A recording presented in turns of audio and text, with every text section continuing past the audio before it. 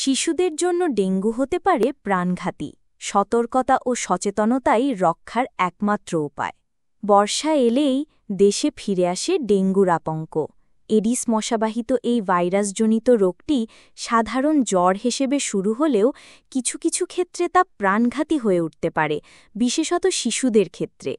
তাই শুরু থেকেই সঠিক জ্ঞান ও সতর্কতা অবলম্বন করাই পারে শিশুকে এই ভয়ঙ্কর রোগ থেকে রক্ষা করতে।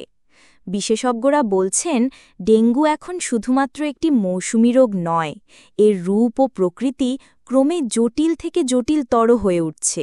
অতীতে যে ডেঙ্গু ছিল অপেক্ষাকৃত নিয়ন্ত্রিত, বর্তমানে তা শিশুদের জন্য মারাত্মক বিপদের কারণ হয়ে দাঁড়িয়েছে।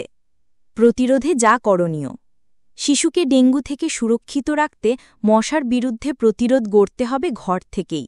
রাতে ঘুমানোর সময় অবশ্যই মশারি ব্যবহার করতে হবে। দিনের বেলাতেও যত কষ্টই হোক ফুলহাতা জামাকাপড় পরানো উচিত। স্কুলে পাঠানোর আগে মশা নিরোধক ক্রিম ব্যবহার করার পরামর্শ দিয়েছেন চিকিৎসকেরা। পরিচ্ছন্নতাই মশার বিস্তার ঠেকাতে সবচেয়ে কার্যকারী উপায়। বাসা ও আশেপাশের পরিবেশ নিয়মিত পরিষ্কার রাখতে হবে। কোনো জায়গায় পানি জমে থাকলে তা দ্রুত অপসারণ করতে হবে, কারণ সেখানে মশা ডিম পাড়ার ঝুঁকি থাকে। যাদের নিজস্ব গাড়ি আছে তাদের বিশেষভাবে খেয়াল রাখতে হবে যেন গাড়ির ভেতরে মশা ঢুকতে না পারে। শিশুরা যখন বাইরে খেলতে যাবে তখনও মশা নিরোধক স্প্রে বা ক্রিম ব্যবহার জরুরি। অভিভাবকদের খেলার মাঠ বা আশপাশ পরিষ্কার রাখার দায়িত্বও নিতে হবে। জ্বর দেখা দিলে করণীয়: সতর্কতার পরেও যদি জ্বর দেখা দেয় তাহলে আতঙ্কিত না হয়ে প্রথমেই চিকিৎসকের পরামর্শ নিতে হবে। শিশুকে প্রচুর তরল পান করাতে হবে।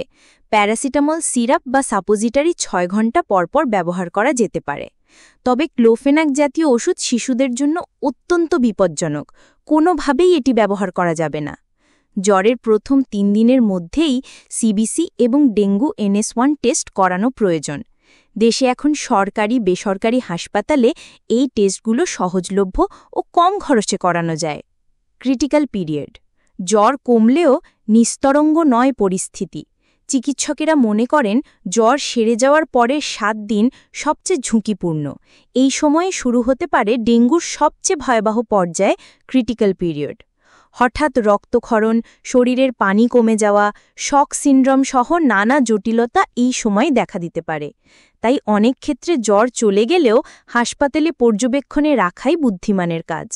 বিশেষজ্ঞদের মতে জ্বরের সময় যদি অতিরিক্ত বমি, দুর্বলতা, প্রস্রাব কমে যাওয়া, খাওয়া বন্ধ হয়ে যাওয়া, অতিরিক্ত ওজন, পূর্বে ডেঙ্গু আক্রান্ত হওয়া বা দীর্ঘমেয়াদী রোগ থাকে তাহলে দ্রুত শিশু বিশেষজ্ঞের শরণাপন্ন হওয়া আবশ্যক। ডেঙ্গু নিয়ে আতঙ্ক নয়, চাই সচেতনতা।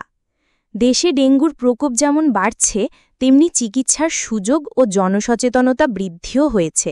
তবে সবচেয়ে গুরুত্বপূর্ণ হল প্রতিরোধমূলক ব্যবস্থা গ্রহণ। কারণ রোগ হওয়ার পর চিকিৎসার চেয়ে রোগ প্রতিরোধ করা সবসময় সহজ, কার্যকর ও নিরাপদ।